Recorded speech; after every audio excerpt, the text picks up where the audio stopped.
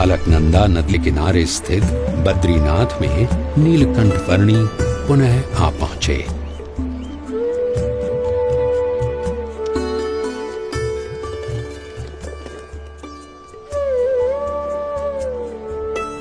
जय बद्रीनाथ जी की जय बद्री विशाल, जय बद्री। ओ पुजारी जी आ गए।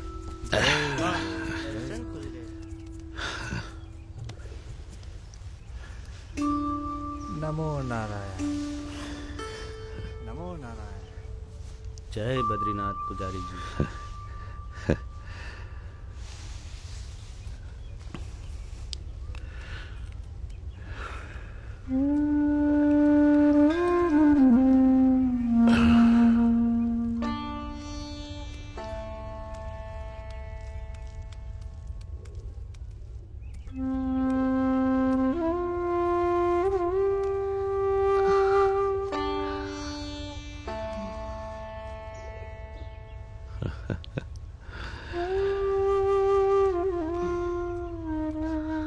नीलकंठ वर्णी,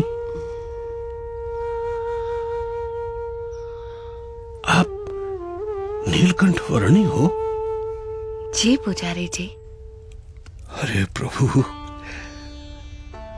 जब भी आपको याद करता था तब चिंता होती थी कि आप किस हाल में होंगे, जीवित भी होंगे या नहीं। जाते समय मैंने आपको कहा था ना कि मैं आपसे फिर मिलूंगा, सो आ गया। परंतु आपका शरीर?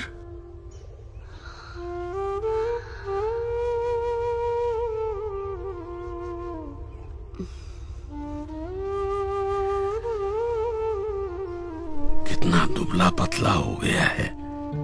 चलिए, सबसे पहले कुछ अन्न ग्रहण कर लीजिए। आइए प्रभु, पधारिए। यहां से चलिए प्रभु, इस तरफ से पधारिए।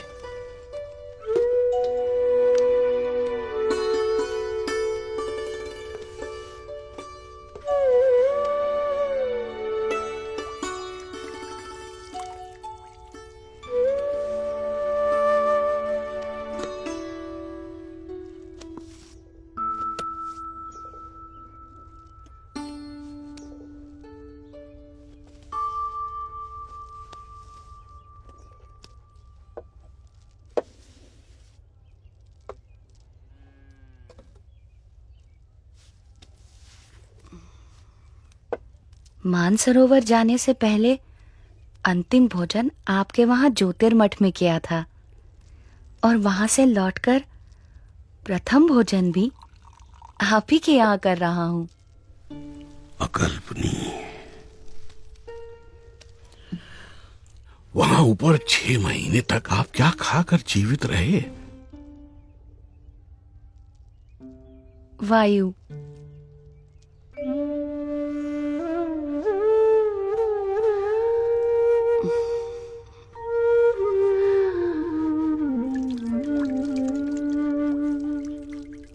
मुमुक्षुओं के भावों को परख कर उन्हें अपने संबंध से कल्याण के मार्ग पर प्रेरित करते रहने का नित्य क्रम नीलकंठ वर्णी ने अखंड रखा था। उनके साथ उनकी जगहों पर उनके ही जैसे बनकर रहते हुए। इस दुर्लभ मनुष्य जीवन का उपयोग परम कल्याण के लिए होना चाहिए, नाशवंत भौतिक सुखों के लिए नहीं। और कभी प्रत्यक्ष रूप से साथ रहने का योग न रहे तो अपनी स्मृतियों और वचनों के सहारे कल्याण के मार्ग पर चलते रहने का सुयोग करवाते हुए। प्रभु, आपने कहा था कि आपकी यात्रा कल्याण के लिए है, परंतु आपकी इतनी कष्टदायक यात्रा से किसी का कल्याण कैसे होगा? इस पृथ्वी पर जगह जगह पर अनेक मुमुक्षु हैं जो सच्चे भक्ति भाव से साधना कर रहे हैं। मुझे यात्रा करके उनसे भेंट करनी है, उन्हें कल्याण के मार्ग पर प्रेरित करना है। दूसरों के कल्याण के लिए स्वयं पर इतना कष्ट। नीलकंठ, आपकी यात्रा सच में कल्याण यात्रा ही है। मेरा परम सौभाग्य कि मुझे आपकी सेवा का अवसर मिला। मेरा ध्यान रखने के लिए आपका भी धन्यवाद। आप अपना विशेष ध्यान रखिएगा नीलकंठ वर्णी। शुभम भवतु। प्रणाम।